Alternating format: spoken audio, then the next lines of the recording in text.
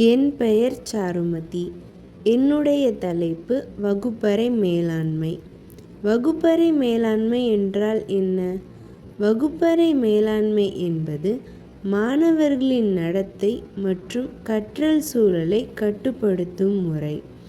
ஒழுங்கு, ஒத்துழைப்பு, கற்றல் சூழல் ஆகியவற்றை பேணுதல். ஆசிரியரின் பங்கு: மாணவர்களின் மனநிலை அறிதல், நேர்மறை ஊக்குவிப்பு வழங்கல், நல்ல நடத்தை பாராட்டல். மாணவர்களின் பங்கு: ஒழுங்கு கடைபிடித்தல், மற்றவர்களை மதித்தல், வகுப்பறை விதிமுறைகளை பின்பற்றுதல்.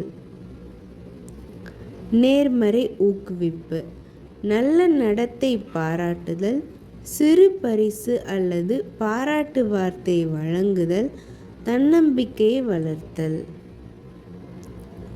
ஒழுங்கும் ஒத்துழைப்பும்: ஒவ்வொரு மாணவருக்கும் பொறுப்புணர்வு, குழுவாக பணிபுரிதல், நேரத்தை மதித்தல்.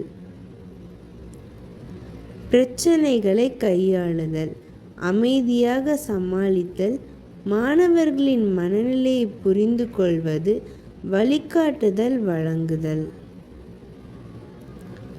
வகுப்பறை மேலாண்மையின் பலன்கள்: நல்ல கற்றல் சூழல், ஆசிரியர் மாணவர் உறவு மேம்பாடு, ஒழுங்கு, ஒத்துழைப்பு, மதிப்பு ஆகியவற்றின் வளர்ச்சி.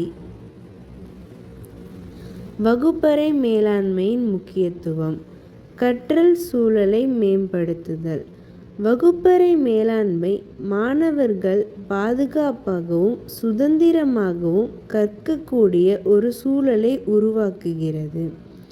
மாணவர் கவனம்: மாணவர்களின் கவனத்தை ஈர்த்து அவர்களை பாடத்தில் ஈடுபடுத்துவதன் மூலம் சிறந்த கற்றல் விளைவுகளை அடைய உதவுகிறது. நேர மேலாண்மை: ஒழுங்கற்ற நடத்தைகளை குறைத்து ஆசிரியர்கள் கற்பிப்பதற்கும் மாணவர்கள் கற்பதற்கும் அதிக நேரத்தை செலவிட அனுமதிக்கிறது. ஆசிரியரின் மன அழுத்தம் குறைப்பு: செயல்திறனை அதிகரித்தல், குழப்பத்தை குறைப்பதன் மூலம் ஆசிரியர்கள் கற்பதில் அதிக நேரம் செலவிட முடியும். நேர்மறை மனப்பான்மையை வளர்த்தல்: தெளிவான எதிர்பார்ப்புகள் மற்றும் விதிகளை மாணவர்களிடையே பொறுப்புணர்வையும் மரியாதையையும் வளர்க்கின்றன.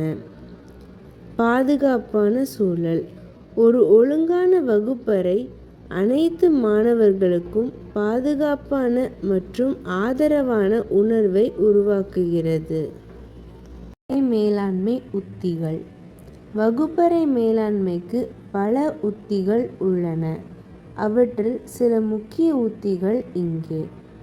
தெளிவான விதிகள் மற்றும் எதிர்பார்ப்புகள்: மாணவர்களுடன் இணைந்து வகுப்பறை விதிகளை உருவாக்குவது அவர்களுக்கு விதிகள் மீதான உரிமையுணர்வையும் பொறுப்புணர்வையும் ஏற்படுத்தும். இந்த விதிகள் தெளிவாகவும் சுருக்கமாகவும் நேர்மறையாகவும் இருக்க வேண்டும். உதாரணமாக, ஓடாதே என்பதற்கு பதிலாக மெதுவாக நட. மாணவர்கள் என்ன செய்ய வேண்டும், எப்படி நடந்து கொள்ள வேண்டும் என்பது பற்றிய தெளிவான எதிர்பார்ப்புகளை அமைக்க வேண்டும். பழக்கவழக்கங்கள் மற்றும் நடைமுறைகளை நிறுவுதல்: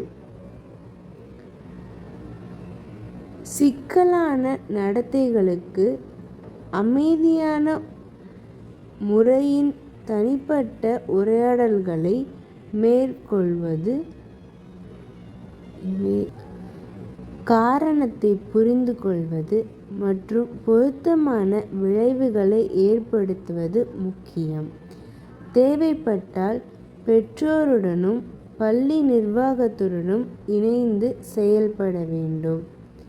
வகுப்பறை அமைப்பை உகந்ததாக்குதல்: வகுப்பறையில் ஒவ்வொரு மாணவரின் தனிப்பட்ட தேவைகளையும் புரிந்து கொள்வது, அவர்கள் மீது அக்கறை காட்டுவது, பெற்றோருடன் தொடர்பில் இருப்பது போன்ற நடவடிக்கைகள் நல்ல உறவுகளை வளர்க்கும்.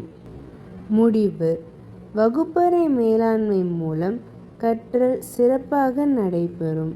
ஒவ்வொரு ஆசிரியரும் இதை பயிற்சி செய்ய வேண்டும்.